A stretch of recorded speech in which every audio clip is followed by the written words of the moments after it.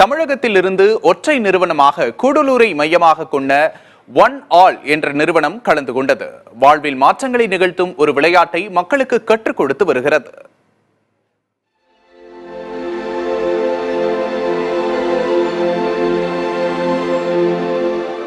நாடு முழுவதும் பல்வேறு வகையான அரசு சாரா தொண்டு நிறுவனங்கள் இயங்கி வருகின்றன. பெருநிறுவனங்களை சார்ந்த தொண்டு நிறுவனங்களுக்கு நிதி கிடைப்பதில் பெரிய சிக்கல் இல்லை.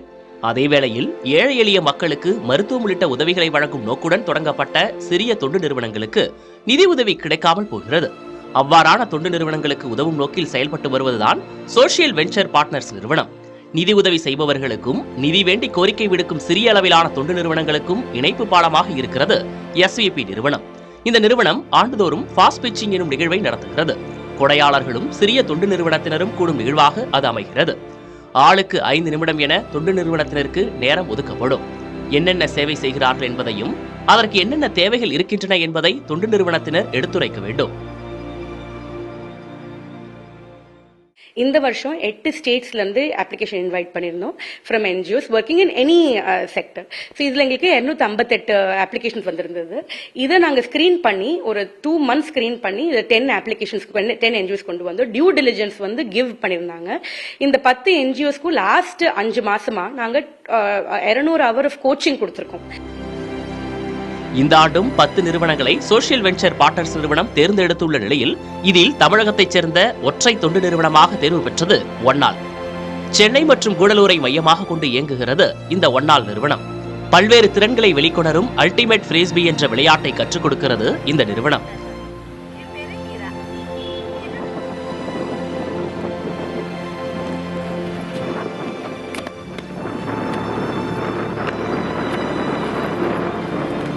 நமக்கு நாமே நடுவர் என்ற மனப்பக்குவத்துடன் ஆடவரும் மகளிரும் கலந்து கொண்டு விளையாடும் விளையாட்டாக அல்டிமேட் ஃப்ரீஸ்பி இருக்கிறது.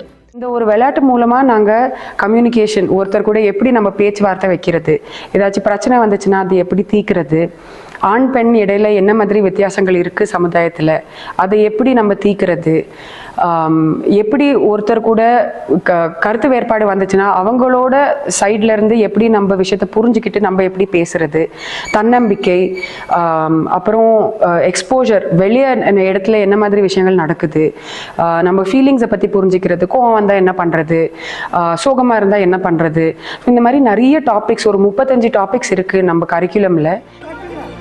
இந்த விளையாட்டின் மூலம் பயிற்சி பெற்று பலன் பெற்ற பழங்குடியின இளைஞர்கள் மற்றவர்களுக்கு இந்த விளையாட்டை கற்றுக் கொடுத்து வருகின்றனர்.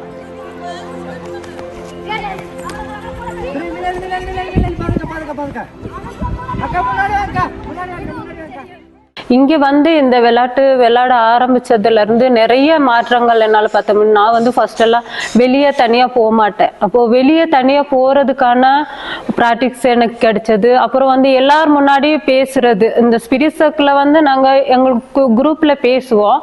அதுல வந்து நாங்கள் மனசு விட்டு பேசுறதுனால எனக்கு வந்து இப்போ எல்லா இடத்துலையும் பேச முடியுது. எவ்வளோ பெரிய குரூப்லையும் வந்து என்னால் பேச முடியுது. ஃபாஸ்ட் பிச்சிங் நிகழ்வின் மூலம் 5.5 கோடி ரூபாய் நிதி திரட்டப்பட்டது. இதில் ஒன்னாள் நிறுவனத்துக்கு மட்டும் 20 லட்சம் ரூபாய் நிதி கிடைத்தது. இந்த நிதியை கொண்டு மீனவர்கள் மற்றும் பழங்குடியின மக்களின் வாழ்வில் ஃப்ரீஸ்பி விளையாட்டை நடத்தி ஒன்னாள் நிறுவனம் புத்துணர்வை பூக்கச் செய்யும் என நம்பலாம். புதிய தலைமுறைக்காக கூடலூர் செய்தியாளர் மகேஸ்வரன் மற்றும் சென்னை செய்தியாளர்கள்.